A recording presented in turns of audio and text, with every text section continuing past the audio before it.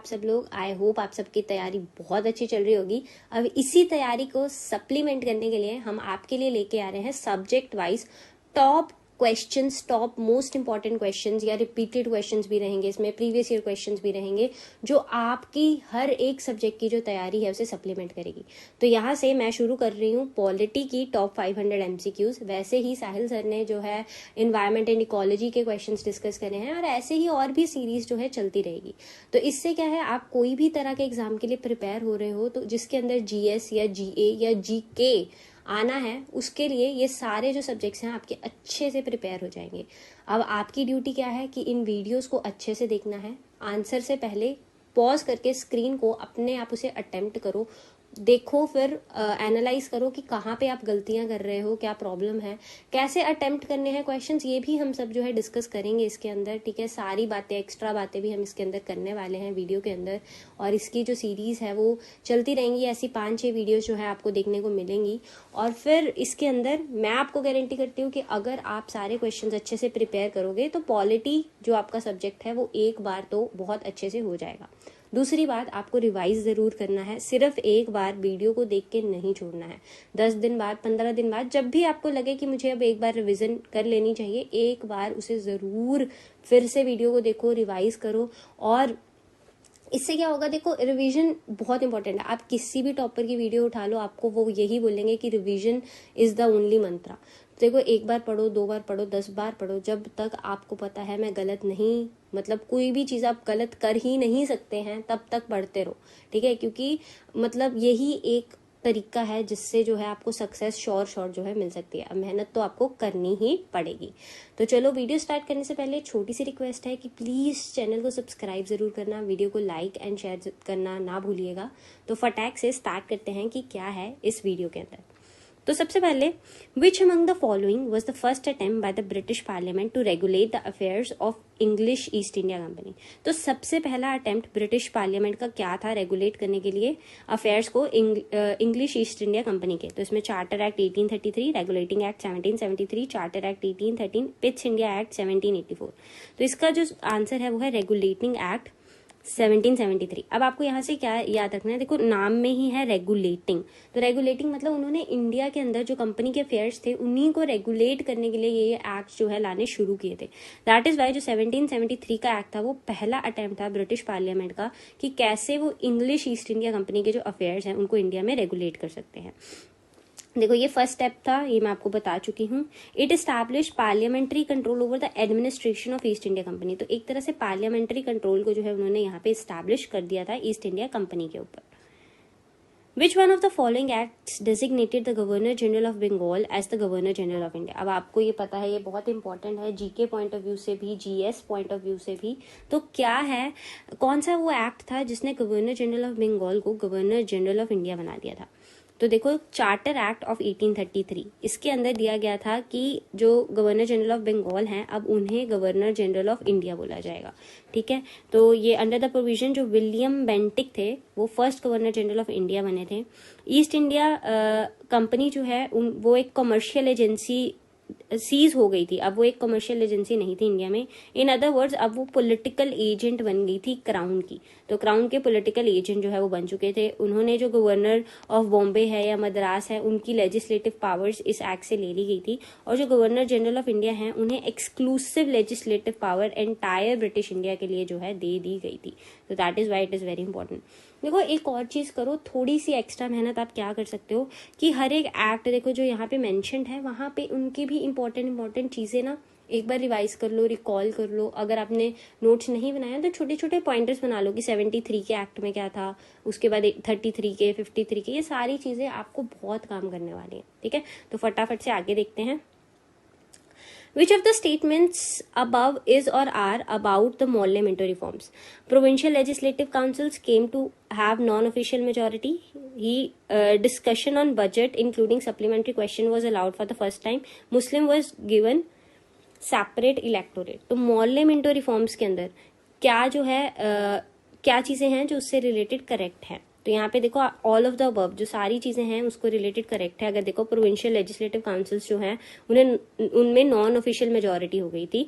उसके बाद जो डिस्कशन ऑन बजट थी इंक्लूडिंग सप्लीमेंट्री क्वेश्चंस भी आप पूछ सकते हो, ये भी पहली बार अलाउ किया गया था और मुस्लिम्स को सेपरेट इलेक्टोरेट दिया गया था। तो आप ये बताओ कि अगर आपको मतलब सेपरेट इलेक्टोरेट मुस्लिम्स को कौन से ईयर में मिला था? अभी सोल्यूशन में तो ये आंसर आ ही जाएगा, बट मॉर्ले मिंटो रिफॉर्म्स से आपको याद रखना है कि सबसे पहली बार जो सेपरेट इलेक्टोरेट है वो 1909 इंडियन काउंसिल्स एक्ट आया था, जिसे मॉर्ले मिंटो रिफॉर्म्स भी बोला जाता था।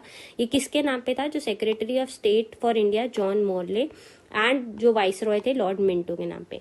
इंपॉर्टेंट प्रोविजंस एक्ट की क्या थी कि ये जो एक्ट है इसने एनलार्ज कर दिया था size of legislative council, central level पर भी प्रोविंशियल लेवल पर भी, और जो नंबर ऑफ मेंबर्स थे सेंट्रल लेजिस्लेटिव काउंसिल में उन्हें 16 से 60 कर दिया गया था।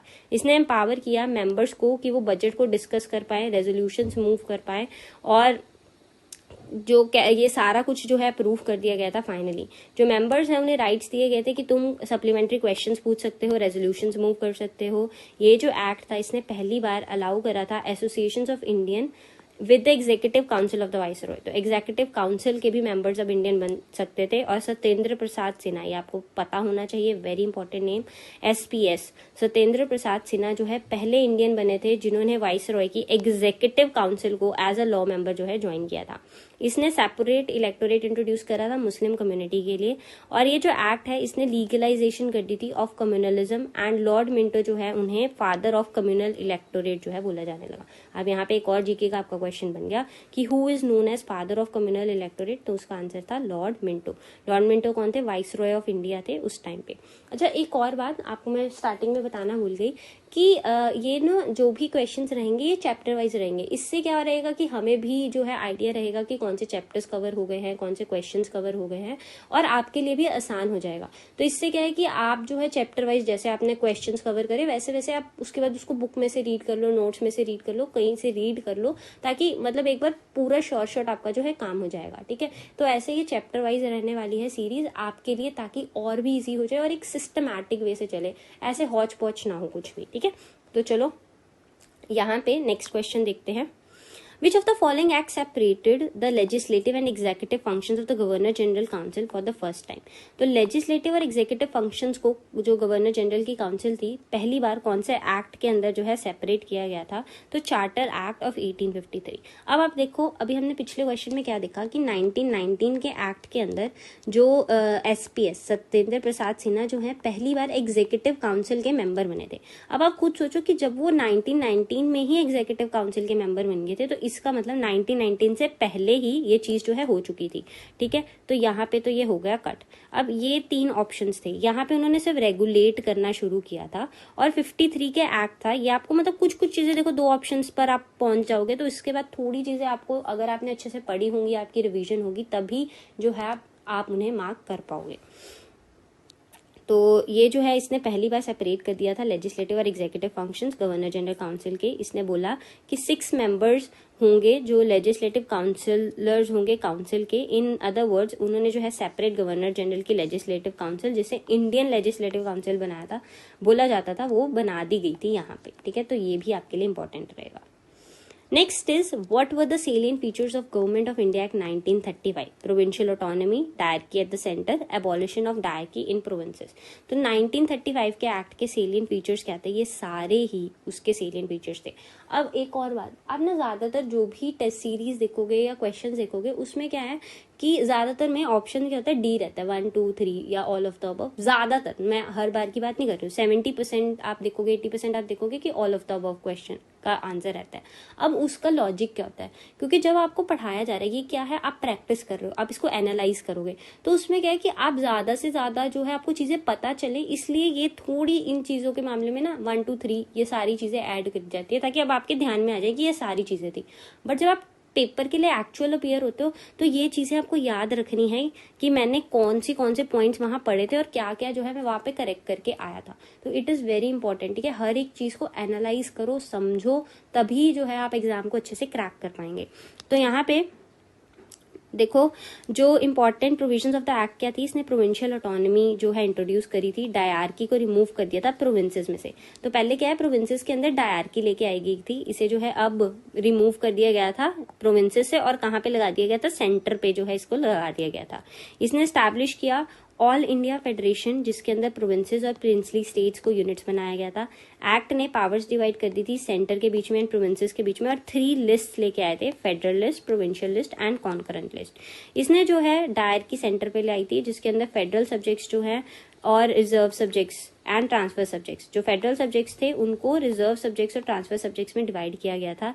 बट ये जो प्रोविजन है कभी ऑपरेशन में आई ही नहीं, ठीक है। तो यही डायरकी में क्या था कि 2 तरह के सब्जेक्ट्स बनाए गए थे, रिजर्व और ट्रांसफर सब्जेक्ट्स, ठीक है। तो जो रिजर्व सब्जेक्ट्स थे वो गवर्नर जनरल के पास थे, और ट्रांसफर सब्जेक्ट्स नीचे बॉडी को, प्रोविंशियल बॉडीज को दे दिए गए थे ऑटोनॉमी के लिए। बट ये सिस्टम अच्छे से वर्क नहीं कर पाया, क्योंकि ये जो पावर उन्हें दी गई थी वो बेसलेस थी।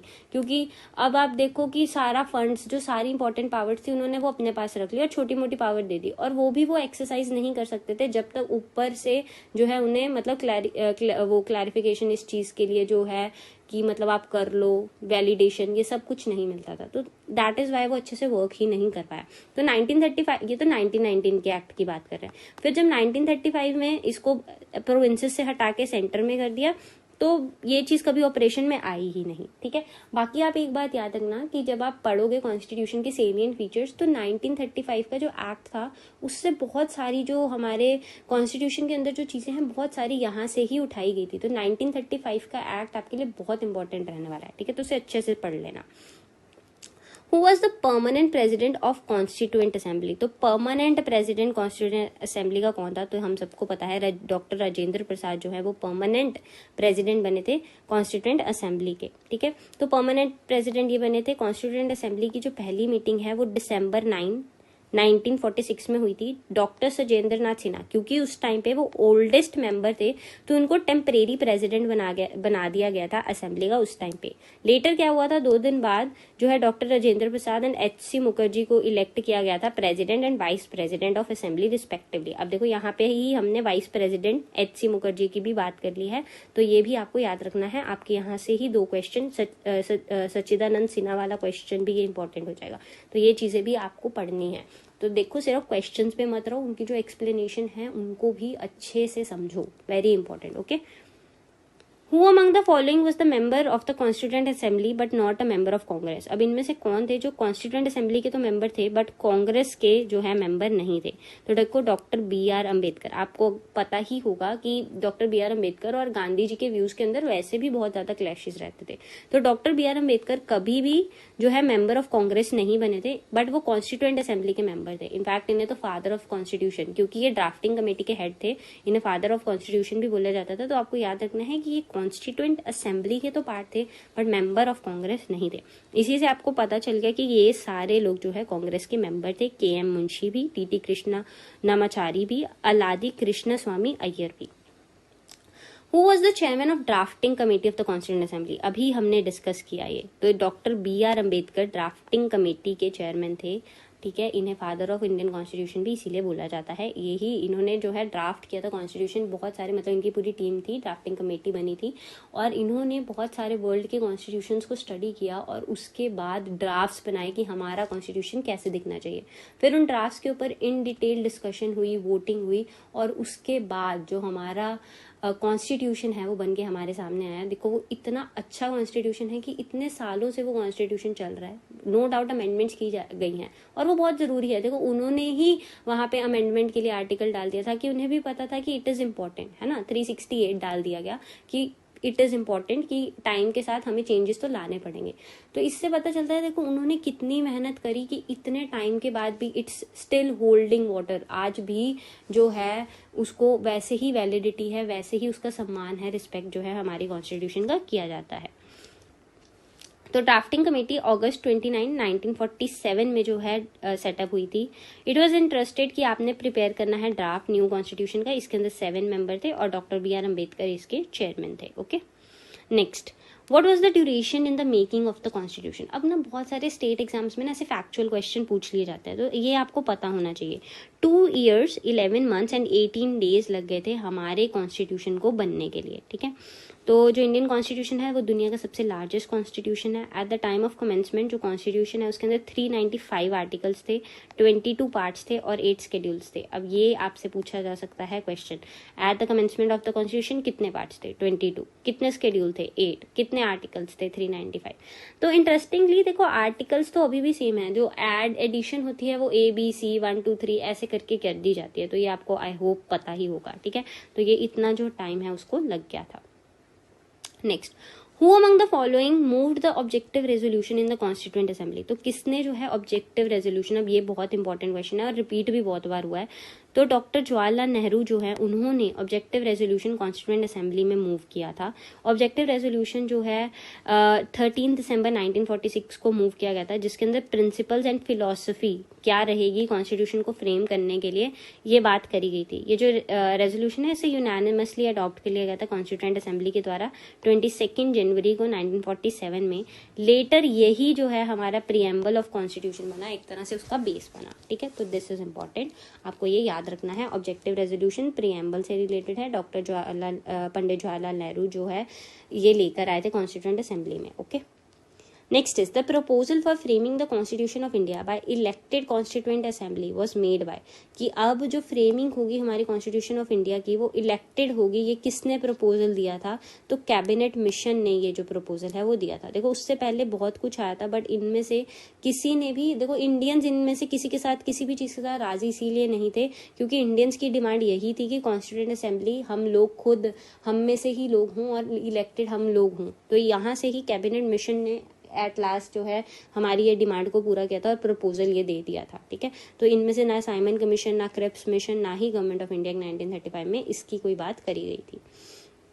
जो कॉन्स्टिट्यूएंट असेंबली थी वो फॉर्म करी गई थी रिकमेंडेशन ऑफ कैबिनेट मिशन पे, जो कि 1946 में आए थे, तो ईयर आपके लिए इंपॉर्टेंट रहेगा। On the basis of the framework जो कैबिनेट मिशन है उन्होंने कॉन्स्टिट्यूएंट असेंबली जो है 9 दिसंबर 1946 को कॉन्स्टिट्यूट करी थी। ये डेट हमने पीछे भी देखी है, तो इट इज़ वेरी इंपॉर्टेंट। पहली मीटिंग कब हुई थी सब कुछ ही आपको याद रखना है।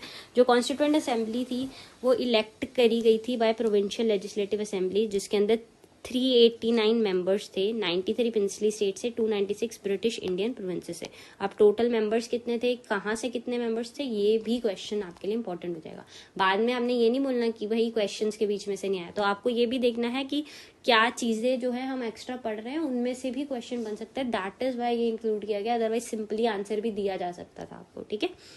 Next, east India company got the exclusive right for trading in India under the charter granted by queen Elizabeth. तो क्वीन एलिजाबेथ ने इनको एक चार्टर ग्रांट किया था, एक राइट ग्रांट किया था कि आप जाओ इंडिया में और ईस्ट इंडिया में से, मतलब आप उधर से आप अकेली जो ट्रेडिंग कंपनी है, मोनोपोली आपको एक तरह से देके भेजी थी उन्होंने कि वहां से उस एरिया से कोई भी और नहीं आएगा इंडिया के अंदर।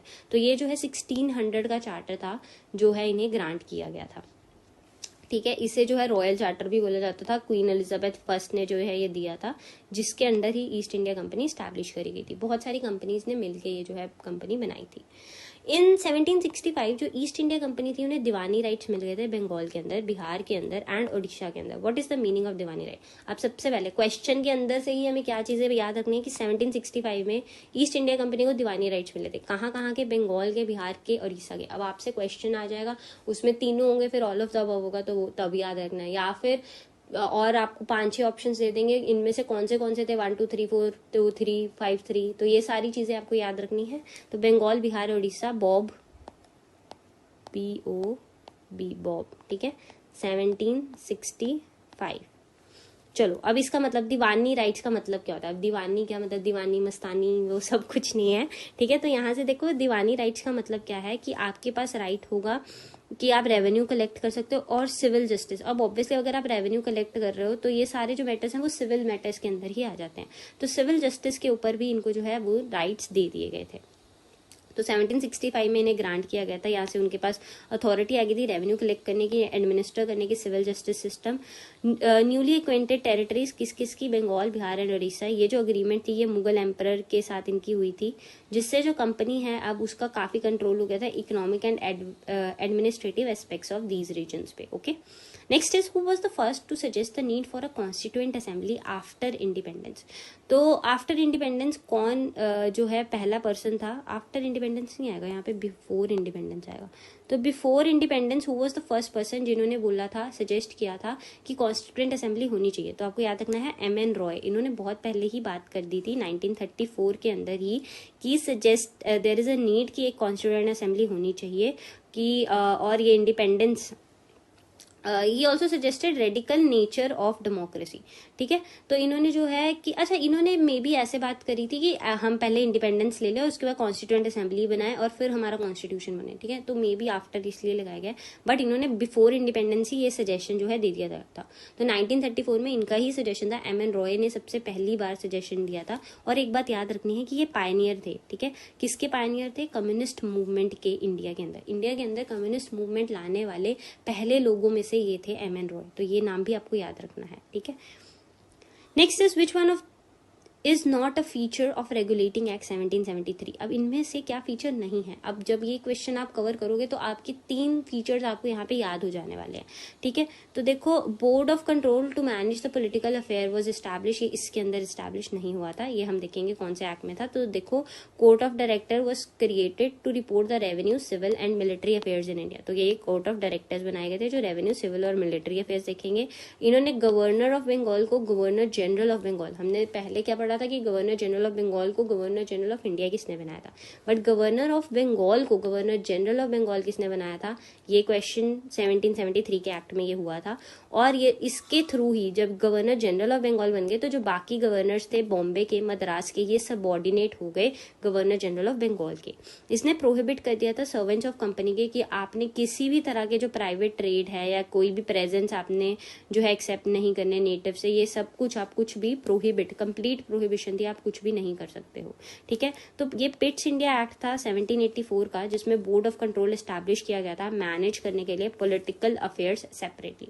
तो इसी के बाद इसके अंदर थोड़े चेंजेस करने के लिए पिट्स इंडिया एक्ट जो आ गया था, तो इसके अंदर बोर्ड ऑफ कंट्रोल एस्टैब्लिश किया गया था सेपरेटली, किसके लिए, पॉलिटिकल अफेयर्स के लिए। विच one of the following is not a feature of regulating act 1773। अब और क्या जो है इसमें से फीचर नहीं था।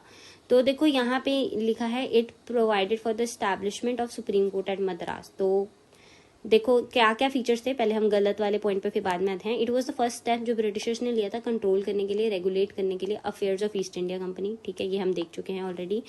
East first time the British recognize the political and administrative functions of the company. तो यहाँ पे पहली बार पॉलिटिकल और administrative functions of the company की बात करी गई थी। और इसने ही फाउंडेशन ले आया था ऑफ सेंट्रल एडमिनिस्ट्रेशन की, सेंटर एक बनेगा जहां से एडमिनिस्ट्रेशन होगी पूरी इंडिया की, ये पहली बार यहाँ पे ले डाउन कर दिया गया था। तो रेगुलेटिंग एक्ट में बात तो करी गई थी सुप्रीम कोर्ट एस्टैब्लिश करने की, बट वो मद्रास के अंदर नहीं था, वो कहाँ था, वो कैलकाटा के अंदर था 1774 में। तो इसके अंदर एक चीफ जस्टिस थे एंड 3 सपोर्टिंग जजेस थे। तो पहले चीफ जस्टिस कौन थे, तो ये क्वेश्चन है आपके लिए, इसको सर्च करो, देखो आगे भी आता है अगर ये क्वेश्चन, तो ये भी इंपॉर्टेंट क्वेश्चन है। ठीक है, जीएस और जीके या जीए पॉइंट ऑफ व्यू से, तो ये चीजें आप देख लेना। Next is which of the following section is also called the act of settlement. तो एक्ट ऑफ सेटलमेंट कौन से जो एक्ट है उसको बोला जाता था, तो अमेंडिंग एक्ट 1781 का जो आया था उसे एक्ट ऑफ सेटलमेंट बोला जाता था, क्योंकि ये अमेंड करने के लिए जो है आया था उस टाइम पे। अमेंडिंग एक्ट 1781 का रेक्टिफाई जो भी डिफेक्ट्स थे रेगुलेटिंग एक्ट 1773 में, उनको रेगुलेट करने का मतलब उस रेक्टिफाई करने के लिए ये जो है आया था। Next, which one of the following is the feature of Pitt's India act 1784। तो अब इनमें से क्या फीचर था, देखो अब हम पीछे थोड़ा बहुत पढ़ के भी आए, तो आपको पता होना चाहिए कि क्या क्या जो है इसके फीचर थे और क्या नहीं है। ठीक है, तो फर्स्ट टाइम इसने रिकॉग्नाइज करी पॉलिटिकल और एडमिनिस्ट्रेटिव फंक्शन, अभी जस्ट पीछे पढ़ा कि 1773 के एक्ट में ये हुआ था। तो देखो इसने कमर्शियल और पॉलिटिकल फंक्शंस को अलग अलग करा था, डिस्टिंग्विश करा था। बोर्ड ऑफ कंट्रोल एक नई बॉडी बनाई थी, ये हम देख चुके हैं सिविल मिलिट्री रेवेन्यू अफेयर्स के लिए। और एक system of double government, dual government, एक तरह से डबल गवर्नमेंट का जो सिस्टम है इन्होंने स्टैब्लिश यहाँ पे कर दिया था। तो ये वाला फंक्शन हम देख चुके हैं। ये फीचर किसका था? 1773 के एक्ट का। एक तो जब भी आप क्वेश्चन पढ़ो ना, इज अगर नॉट है तो वहीं पे उसको सर्कल कर लिया करो, ताकि आंसर मार्क करते हुए भी आपको याद रहे। अब कई बार क्या है कि आप क्या क्वेश्चन स्किप करके आगे चले जाते हो, बाद में पीछे आते हो कि अब थोड़ा दिमाग लगाता हूँ जब आपका बाकी का पेपर हो जाता है। तो जब आपने पहले ही नॉट को सर्कल करा होता है ना, तो आपके लिए भी आसान हो जाता है उस चीज को फिर से नोटिस में लाना। नहीं तो कई बार जल्दी जल्दी में हम गड़बड़ कर देते हैं। तो इट इज वेरी इंपॉर्टेंट, ठीक है। बहुत बार जो एग्जामिनर है वो आपके साथ ऐसे ही खेल जाएगा। तो जो रेगुलेटिंग एक्ट हम देख चुके हैं कि फर्स्ट टाइम ये बात यहाँ पे हुई थी। Which act was considered the final step toward centralization in India? तो कौन सा एक्ट था जो फाइनल स्टेप था? तो जो चार्टर एक्ट था 1833 का, वो फाइनल स्टेप था जिससे इंडिया के अंदर जो है सेंट्रलाइजेशन हो चुकी थी, ठीक है। और चार्टर एक्ट जो है इसे गवर्नमेंट ऑफ इंडिया एक्ट 1833 जो है वो भी बोला जाता है। Next, which one of the following is not a feature of charter act? अब इनमें से कौन सा जो है वो चार्टर एक्ट का फीचर नहीं है? तो इसके ऑप्शंस हैं, it made the governor general of Bengal the governor general of India. तो ये हम देख चुके हैं कि ये इसी में हुआ था। विलियम बेंटिक जो है वो पहले गवर्नर जनरल बने थे इंडिया के, ये हम ऑलरेडी देख चुके हैं। The act restore the legislative powers of Bombay and Madras, हमने स्पेशली पढ़ा था कि इनकी पावर्स इनसे ले ली गई थी बिल्कुल ही, और exclusive power governor general of India को दे दी गई थी। Exclusive legislative powers of British India वो given to governor general of India. ये देखो यही। तो जब आप ये दोनों चीजें पढ़ोगे, तो जब यहाँ एक्सक्लूसिव वर्ड हो गया तो ऑब्वियसली रिस्टोर तो नहीं हो सकती पावर, तो इन दोनों में से कोई एक होना था। तो यहाँ पे गवर्नर जनरल ऑफ इंडिया की बात हुई है, तो आप यहाँ पे थोड़ा सा दिमाग लगाते तो आप एलिमिनेट करके भी सही आंसर पे आ सकते हैं। चलो, तो 1861 का एक्ट था जिसने लेजिस्लेटिव पावर्स बाद में रिस्टोर करी थी बॉम्बे और मद्रास प्रेसिडेंसीज के अंदर, जो इस एक्ट के अंदर 1833 के एक्ट के अंदर ले ली गई थी। Next is, which one of the following was first governor general of Bengal? तो पहले गवर्नर जनरल ऑफ बंगाल कौन से थे? तो इसका जो आंसर है वो क्या है? जो वॉरेन हेस्टिंग्स थे वो पहले गवर्नर जनरल थे बंगाल के, ठीक है। तो governor general of Bengal Warren Hastings थे। Next, which one of the following was the first governor general of India? Governor general of India कौन थे फर्स्ट? तो विलियम बेंटिक जो है वो गवर्नर जनरल ऑफ इंडिया थे पहले, ठीक है। तो ना देखो, इसको आपका याद करने का तरीका क्या है कि WBC, ठीक है, व्हाइट ब्लड सेल्स जैसे WBCs होते हैं। जो गवर्नर जनरल ऑफ बंगाल सबसे पहले बने थे तो वो थे वॉरेन हेस्टिंग्स, फिर बेंटिक बने थे, वो बने थे गवर्नर जनरल ऑफ इंडिया, और कैनिंग बने थे पहले वाइसरॉय। ये हम बाद में क्वेश्चन आने वाले हैं, ठीक है। तो ये इसको आप जो है, excuse my hand writing please, तो इसको जो है आप ऐसे WBC से, व्हाइट ब्लड सेल से जो है याद रख सकते हैं। सबसे पहले गवर्नर जनरल ऑफ बंगाल बने थे, फिर गवर्नर जनरल ऑफ इंडिया बने थे, फिर वाइसरॉय बने थे। तो वॉरेन हेस्टिंग्स थे, फिर विलियम बेंटिक थे, और फिर लॉर्ड कैनिंग थे, okay. Next is last governor general of India. अब ऑब्वियसली अगर आप थोड़ा सा यहाँ पे दिमाग लगाओ ना, तो जो last governor general of India था वही फर्स्ट वाइसरॉय ऑफ इंडिया बने। तो लॉर्ड कैनिंग ही थे जिनके टाइम पे ये गवर्नर जनरल ऑफ इंडिया ये चल रहे थे, और फिर एक्ट आ गया था जिससे उन्हें वाइसरॉय बना दिया गया था। तो इसी तरह ये last governor general of India भी बन गए, ठीक है। तो इनका जो टाइम पीरियड था वो 56 से 62 का था, बट 58 में क्योंकि रिवॉल्ट ऑफ 1857 हुई और बहुत ज्यादा जो है वहां पे ब्रिटिश पार्लियामेंट को उस चीज का शौक था कि उन्होंने 1858 का एक्ट लाया और सारा कुछ ही अपने अंडर कर लिया, और फिर उन्होंने गवर्नर जनरल ऑफ इंडिया को वाइसरॉय बना दिया, और ये सेम पर्सन के पास ही था, मतलब लॉर्ड कैनिंग के पास ही था, और वही हमारे जो है फर्स्ट वाइसरॉय भी बने और लास्ट गवर्नर जनरल भी बने, okay. Next is, which of the following activities for the first time the legislative the executive function of the governor generals council were separated out? तो ये क्वेश्चन हम देख चुके हैं। चार्टर एक्ट ऑफ 1858 में जो ये सेपरेशन है वो हो गई थी। Under charter act 1853 separate government governor generals legislative council, also known as India central legislative council, यहाँ पे एस्टैब्लिश कर दी गई थी। नेक्स्ट, जो मैकॉले कमेटी थी वो 1854 में अपॉइंट हुई थी, वो किससे रिलेटेड थी? तो इंडियन सिविल सर्विस, तो आप ये देखो एजुकेशन से रिलेटेड नहीं थी, सोशल उससे रिलेटेड नहीं थी, पॉलिटिकल रिफॉर्म से रिलेटेड नहीं थी। इंडियन सोशल सर्विस जो इंडियन सिविल सर्विस जो है इससे रिलेटेड 1854 में मैकॉले कमेटी बैठी थी।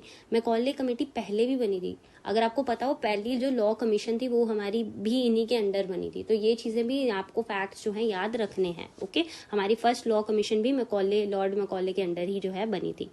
तो मैकॉले जो है इसे officially committee on Indian civil services 1854, तभी स्पेशली क्वेश्चन में भी मेंशन है 1854 में था, by British East India company. ये रिव्यू कर रहा था, रेकमेंड करना था reforms to the civil service, जो ये चीजें आई थी उनके लिए।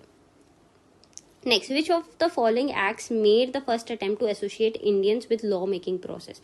तो इंडियन को लेजिस्लेटिव प्रोसेस के अंदर लाने के लिए कौन सा पहला जो एक्ट है वो आया था, तो इंडियन काउंसिल एक्ट ऑफ 1861। ठीक है, ये पहला अटेम्प्ट था कि एसोसिएट किया जाए इंडियंस को लॉ मेकिंग प्रोसेस के साथ। ठीक है, तो यहाँ पे लॉर्ड कैनिंग ने नॉमिनेट किया था 3 इंडियंस को लेजिस्लेटिव काउंसिल के अंदर। अब ये तीनों इंडियंस के नाम इंपॉर्टेंट है, किसने अपॉइंट किया था, लॉर्ड कैनिंग ने अपॉइंट किया था, ये इंपॉर्टेंट है। तो sir Raja Dinkar Rao, Raja of Banaras and Maharaja of Patiala, ये तीनों चीजें आपको याद रखनी है। Sir Dinkar Rao, Raja of Banaras, Maharaja of Patiala. Okay, next, which of the following acts initiated the process of decentralization. देखो पहले हमने सेंट्रलाइजेशन पढ़ी कि 1833 की एक्ट से हुई, अब डिसेंट्रलाइजेशन कहाँ से हुई, बाय रिस्टोरिंग जो legislative power Bombay and Madras.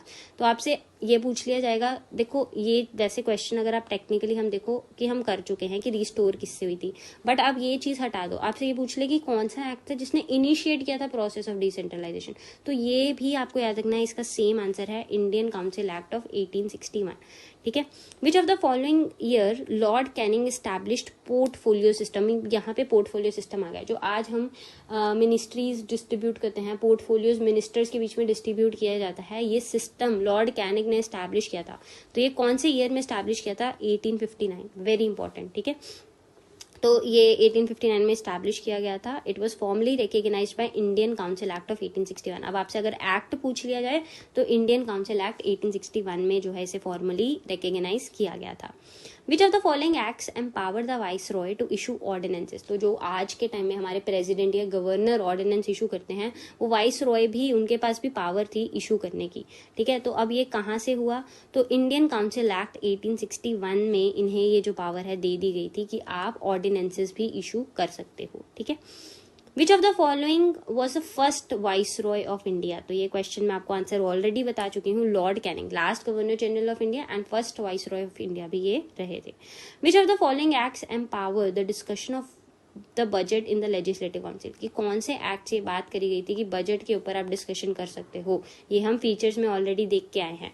तो इंडियन काउंसिल एक्ट 1892 के अंदर जो है उसमें एम्पावर कर दिया गया था कि आप बजट के ऊपर, जो लेजिस्लेटिव काउंसिल्स हैं वहां पे बैठ के बजट के ऊपर जो है डिस्कशन कर सकते हो।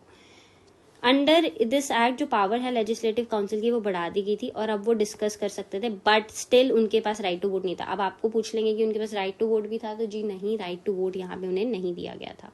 विच of the following acts made a limited and indirect provision for the use of election for filling up some non official seats both in central and provincial legislative council. तो कौन सा एक्ट था जिसने limited and indirect provision बना दी थी कि जो election को यूज किया जाएगा नॉन ऑफिशियल सीट्स को फिल करने के लिए सेंटर और प्रोविंशियल दोनों लेवल्स पे। तो ये इंडियन काउंसिल एक्ट 1892, अभी पीछे जो हमने डिस्कस किया उसी एक्ट के अंदर ये हुआ था।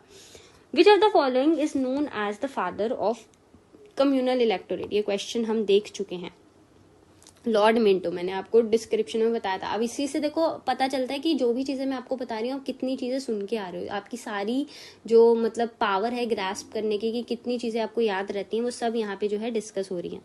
ठीक है, अब आप देखो क्या क्या कहाँ पे कमी है, अच्छे से सुनो, ध्यान से सुनो। अगर आपको अभी भी मतलब पुरानी थोड़ी देर पहले सुनी हुई चीज भी अभी याद नहीं आ रही, तो कहीं ना कहीं कुछ गड़बड़ है आपकी कंसंट्रेशन, आपके फोकस के अंदर।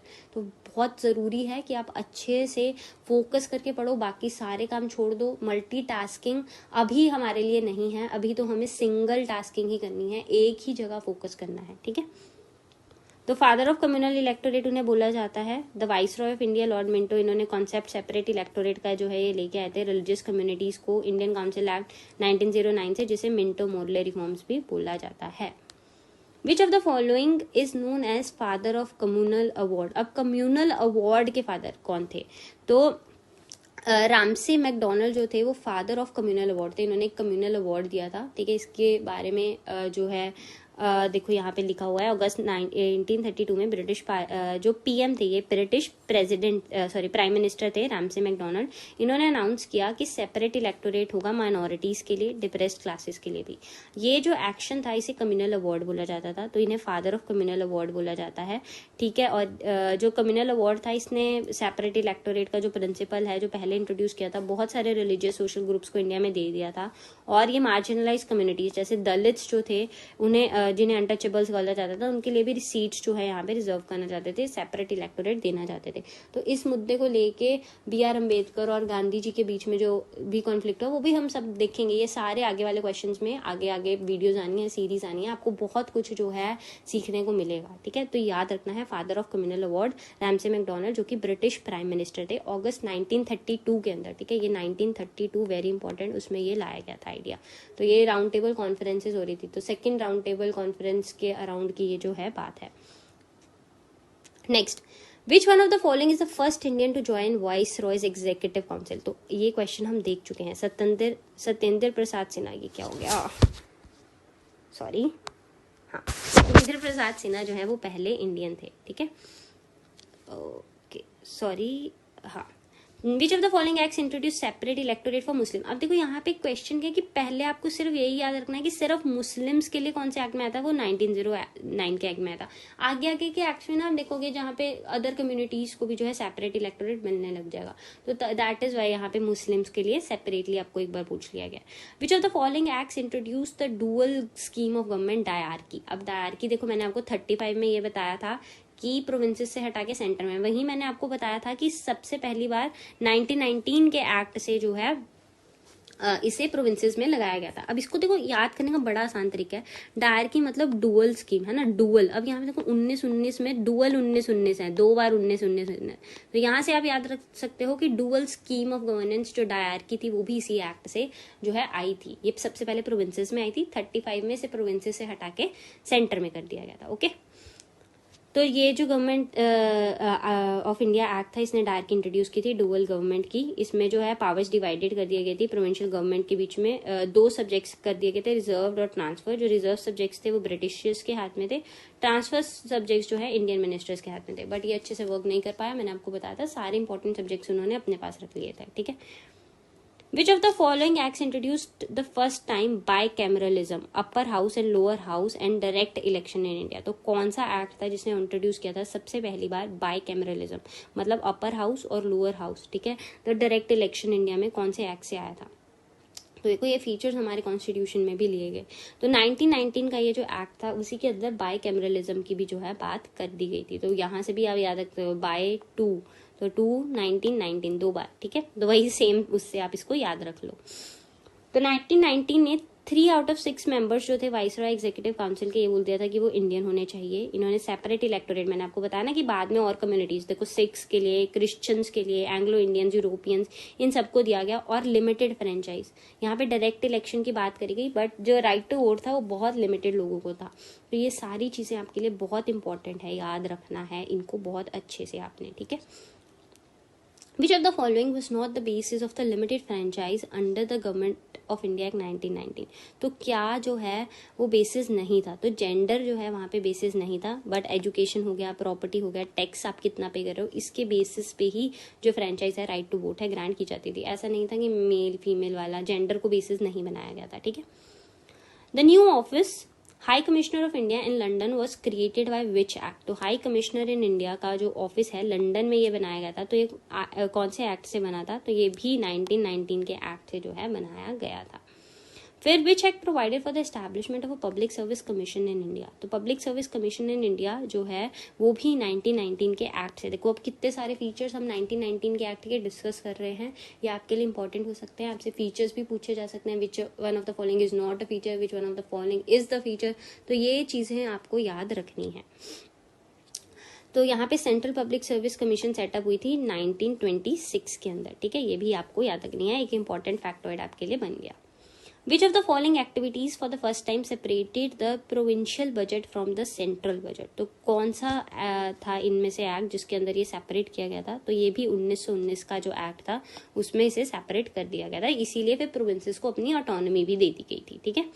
फिर which of the following is also known as statutory commission, अब इनमें से कौन सी है जिसे स्टैचुटरी कमीशन भी बोला जाता है, साइमन कमीशन, क्योंकि देखो जो 1919 का एक्ट था उसी के अंदर प्रोविजन बना दी गई थी कि 10 साल बाद जो भी एक्ट के अंदर गतिविधियां हुई हैं, जो भी चीजें नई चीजें लेके आई गई हैं, इन चीजों को स्टडी करेगा, एनालाइज करेगा एक कमीशन आके, बट इसको थोड़ी पहले ही बना दिया गया था 27 में ही, क्योंकि गवर्नमेंट ने चेंज होना था। तो एक तरह से जो साइमन कमीशन थी वो स्टैचुटरी लॉ के अंदर बनाई गई कमीशन थी, तो इसको आप याद रखिएगा, ठीक है। ये था, मैंने आपको बताया 1927 में ही इसे कॉन्स्टिट्यूट कर दिया गया था और इन्होंने अपनी रिपोर्ट 1930 में दी थी और इसी रिपोर्ट के बेसिस पे राउंड टेबल कॉन्फ्रेंसेज हुई थी, ठीक है, लंदन के अंदर। Next, how many members were there in Simon commission, तो साइमन कमीशन के अंदर टोटल कुल 7 मेंबर्स थे, ठीक है, तो आपको ये भी याद रखना है। विच one of the following proposals was not made by Simon commission, ठीक है, तो इनमें से कौन सा प्रपोजल उन्होंने नहीं दिया था, ठीक है, नॉट मेड, तो इसका आंसर है डिसकंटिन्यूएशन ऑफ कम्युनल इलेक्टोरेट। उन्होंने बोला था कि डायरकी को अबॉलिश कर दो, उन्होंने रिस्पॉन्सिबल गवर्नमेंट इन प्रोविंसेस की भी बात की थी, establishment of a federation of British India and princely states की भी फेडरेशन बनाने की बात की थी, वो बनी भी थी बाद में, बट कम्युनल इलेक्टोरेट उन्होंने वो भी चाहते थे कि कंटिन्यू हो, तो डिसकंटिन्यूएशन की बात उन्होंने नहीं की थी, ठीक है। तो ये जो प्रपोज था of the proposed continuation of communal electorate, जो कम्युनल अवार्ड था वो सिग्निफिकेंट डिसीजन था 1932, रैमसे मैकडोनल्ड रिवीजन है आपकी। ये डिमांड थी बहुत सारी कम्युनिटीज की इंडिया में कि उनको सेपरेट इलेक्टोरेट चाहिए, रिप्रेजेंटेशन चाहिए रिलीजन या सोशल ग्रुप्स के बेसिस पे, ठीक है, तो इसीलिए उन्होंने भी मना नहीं किया था इस चीज से। Next is as per the government of India act 1935 the residuary power was given to, किसको जो है रेजिडरी पावर दी गई थी, देखो सब्जेक्ट्स डिवाइड कर दिए थे, बट जो रेजिडरी पावर थी, तो उस टाइम पे जो रेजिडरी पावर थी वो किसके पास थी, वाइस रॉय को ही ये सारी पावर जो है दे दी गई थी।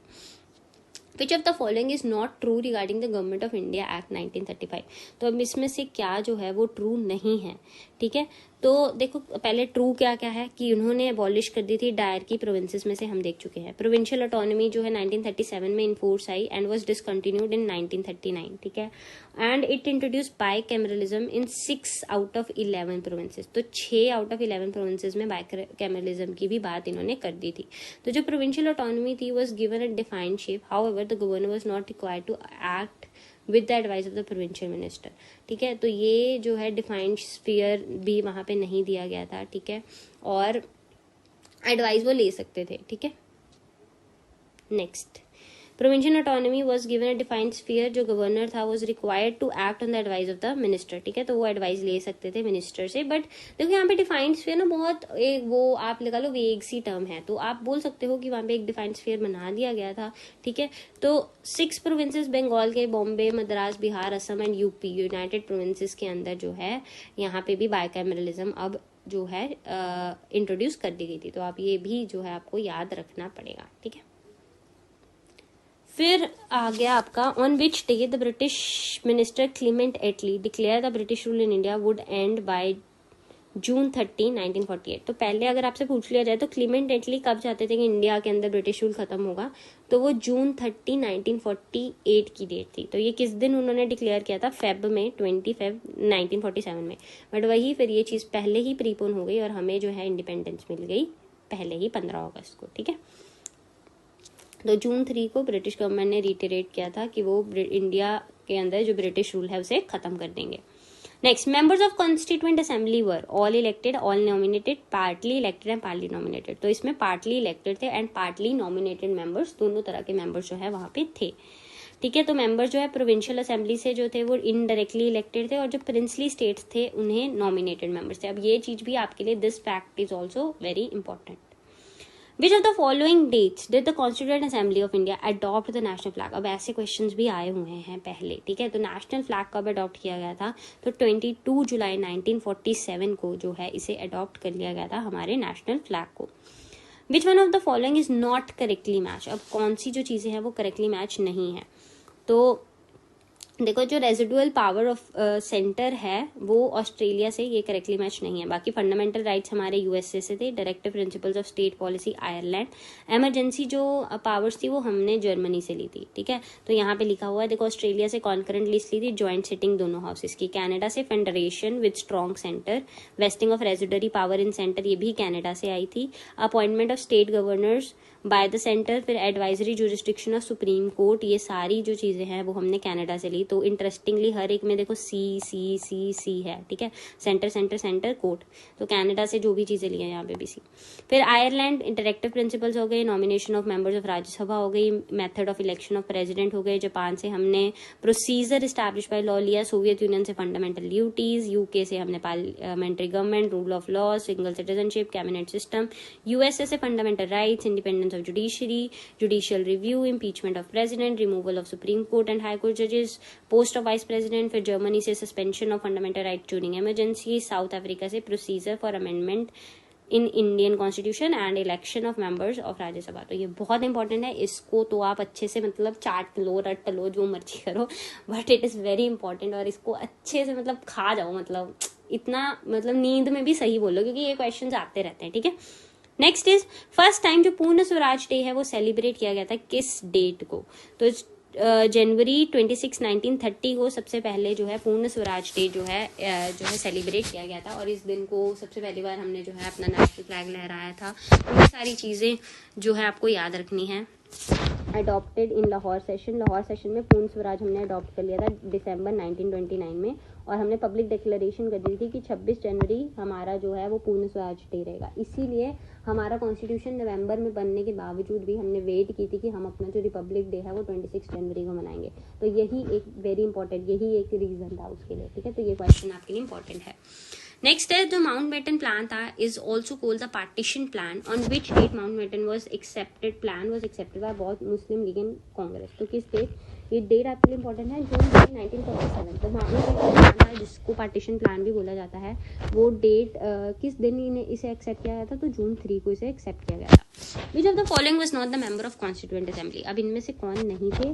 तो आपको याद रखना है कि गांधी जी कॉन्स्टिट्यूएंट असेंबली के, मोहनदास करमचंद गांधी जो है वो मेंबर नहीं थे कॉन्स्टिट्यूएंट असेंबली के, ठीक है। तो बाकी सब लोग जो है मेंबर थे। तो यहाँ पे हमारी आज की वीडियो खत्म हुई। नेक्स्ट वीडियो के अंदर मिलते हैं आपसे, मुलाकात होगी आपसे, और उसके अंदर हम और भी ऐसे क्वेश्चंस जो है डिस्कस करने वाले हैं। आई होप आपको ये क्वेश्चंस इंटरेस्टिंग लगे, आप बहुत सारे मेजॉरिटी ऑफ क्वेश्चंस अब सॉल्व कर पाए। अब आपसे यही जो है मेरी सजेशन रहेगी कि आप इन टॉपिक्स को अच्छे से पढ़ लीजिए, ताकि ये तो टॉपिक शॉर्ट आपके पक्के हो जाए। अगर आपका कोई भी सजेशन है वीडियोज को लेके, तो फील फ्री टू लीव दो suggestion in the comment section, ठीक है। फिर से एक बार रिक्वेस्ट है कि चैनल को सब्सक्राइब करना, वीडियो को लाइक एंड शेयर करना मत भूलिएगा। जो तैयारी हम मिल बांट के करें वो तैयारी बेस्ट तैयारी होती है, तो ठीक है। तो इसीलिए ज्यादा से ज्यादा दोस्तों के साथ शेयर करो, वो भी आपको दुआ देंगे, आपके पेपर अच्छे से जल्दी से जो है क्लियर हो जाएगा। तो चलो मिलते हैं नेक्स्ट वीडियो के अंदर, तब तक के लिए good luck for your preparation.